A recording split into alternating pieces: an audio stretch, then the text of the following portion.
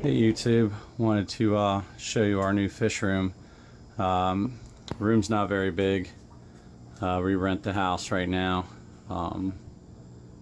As you can see, not really a whole lot of room to work with. Got a whole lot of fish tank stuff.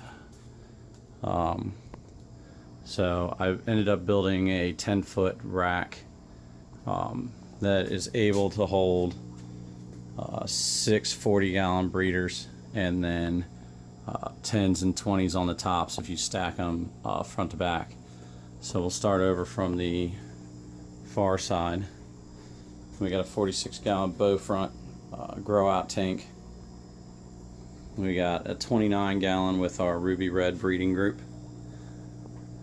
Male's pretty nice.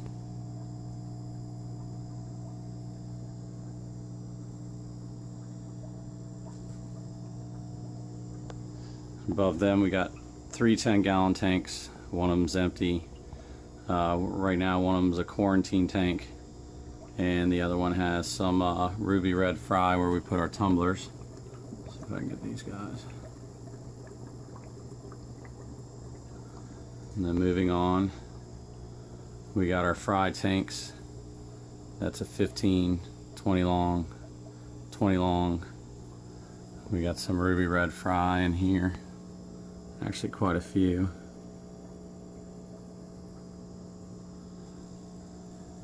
And some lemon drake fry. Not so much, they're a little bit smaller. Below them we have our wild lemon drake breeding group. Males beating up on the females a little bit, so we separated him yesterday. He's a pretty good looking male. Keep him in there for about a week. Underneath here is a space for a 40-gallon breeder, which we'll pick up from Petco at the end of the month because their $1 a gallon sale lasts through May 7th. Moving on, this is a 30-gallon long. And then we got our Regal Blue breeding group.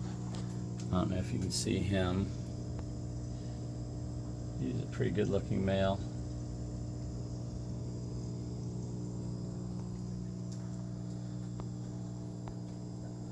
And then tomorrow, this will be filled with our Otter Point females. We have an Otter Point in the show tank that we're going to take out and put down here with females that I had to order from Cichlid Lovers. They're actually pretty hard to get a hold of.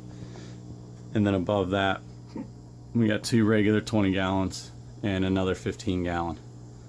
All of this is being filtered by, I don't know if you can see the box, an Eco Air commercial air pump 1. It was pretty cheap. One of the guys that I bought the tanks from had one, said it burned up on him or was overheating. So I looked online. I ended up getting one and reading the reviews. I've been running it for a couple weeks now and it hasn't overheated. But I have the other one as a backup just in case. The pump is about $50, so it's not bad. It's not very loud at all. Also snagged this, I don't know if you can really see it, snagged this 55 for free, so we'll be using that for a grow out tank as well. I was able to snag that. If you guys aren't a part of a association or an aquarium group, you need to find one. That you can find a lot of fish cheap, a lot of breeding groups cheap, a lot of advice, help, hints, and that's basically how we got our start.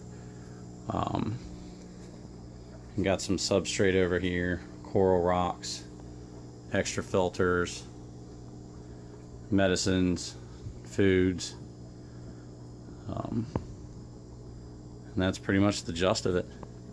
So hope you enjoyed.